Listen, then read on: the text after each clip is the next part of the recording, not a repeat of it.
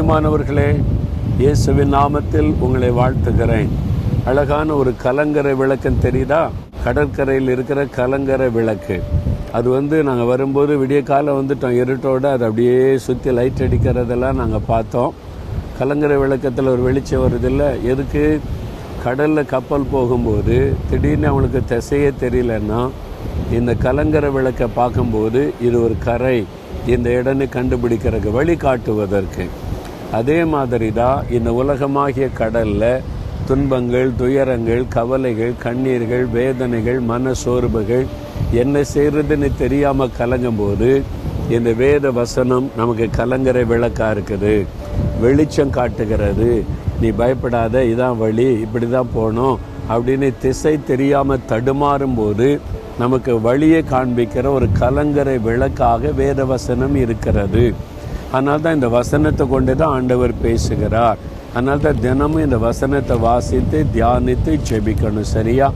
இன்றைக்கு ஒரு என்ன வசனம் எனக்கு ஆண்டவர் வச்சிருக்கிறாரு அப்படின்னு நினைக்கிறீங்களா? ஏசாயா 40ஆம் அதிகாரம் 29வது வசனம். சோர்ந்து போகிறவர்களுக்கு அவர் பலன் கொடுத்து சத்துவமில்லாதவனுக்கு சத்துவத்தை பெருக பண்ணுகிறார். அதாவது சோர்ந்து போகிறவர்களுக்கு பலன் கொடுக்கிற தேவன். சோர்ந்து போயிட்டீங்களா? நீங்கள் மன சோர்வோடு இருக்கிறீங்க, வெளியில் சோர்வை காமிக்கலை, உள்ளுக்குள்ளே சோர்ந்து போய் இருக்கிறீங்க.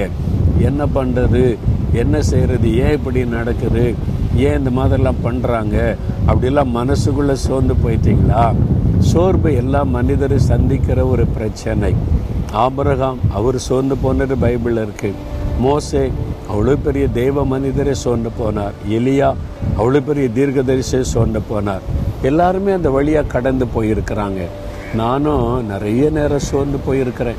என் வாழ்க்கையில் ஊழிய பாதையில் போதும் ஆண்டவரே, இனிமேல் ஊழியம் செய்தெல்லாம் போதும், அந்த அளவுக்கு நான் சொல்கிற அளவுக்கு சோர்ந்து போன சமயம்லாம் என் வாழ்க்கையில் வந்திருக்குது. ஆனாலும் இன்றைக்கு வரைக்கும் நிலைநிற்க காரணம் என்ன தெரியுமா? சோர்ந்து போகிறவளுக்கு அவர் பலன் கொடுக்கிற தேவன். நான் அந்த சோர்ந்து போகிற சமயத்தில் என் பக்கத்தில் சொல்லுவார், மகனை பயப்படாத, சோர்ந்து போகாத, யார் என்ன சொன்னா என்ன, யார் என்ன எழுதுனா என்ன, யார் உனக்கு விரோதமாக எழும்பினா என்ன, நான் இருக்கல உனக்கு, நான் உன்னை புரிந்து கொள்ளுகிற தேவன், நான் உன்னை அறிந்த தேவன். எதுக்கு சோர்ந்து போனேன்? மனிதர்கள் தானே சொல்லிட்டு போட்டோம், என்ன வேணாலும் பண்ணட்டும், நான் கூட இருக்கிறேன். இப்படிலாம் என்னை தைரியப்படுத்தினதுனால தான் இன்றைக்கு வரைக்கும் நான் ஊழியக்காரனாக இருக்கிறேன். சோர்ந்து போக விடவே மாட்டார். நீங்கள் சோர்ந்து போனதுனால தான் உங்களோட பேசுகிறார். என் மகனே, என் மகளே, சோர்ந்து போயிட்டியா? நான் உனக்கு பலன் தாரேன், நான் உனக்கு தைரியப்படுத்துகிறேன், நான் கூட இருக்கிறேன், என் கையை பிடிச்சிக்க, என் கையை பிடிச்ச நட, என் கூட நட, நான் உன்னை அழைச்சிட்டு போகிறேன், ஒன்றும் உன்னை மேற்கொள்ளாது, ஒன்றும் உன்னை அழிச்சிட முடியாது, நான் உன்னை கூட இருக்கிறேன்னு பலப்படுத்துகிறார். சோர்ந்து போகிறவர்களுக்கு பலன் கொடுக்கிற தேவன் இன்றைக்கு உங்களை பலப்படுத்துகிறார். எதை நினைச்சு சோர்ந்து போனீங்களோ அதில் அற்புதம் நடக்கும். எது உங்களுக்கு மனம் அடிவை உண்டாக்குதோ அதில் ஒரு அற்புத மாற்றம் இன்றைக்கு உண்டாகும்.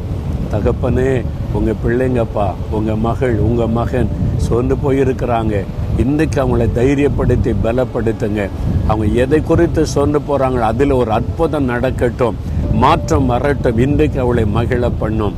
இயேசு கிறிஸ்துவின் நாமத்தில் ஜெபிக்கிறேன். ஆமென், ஆமென்.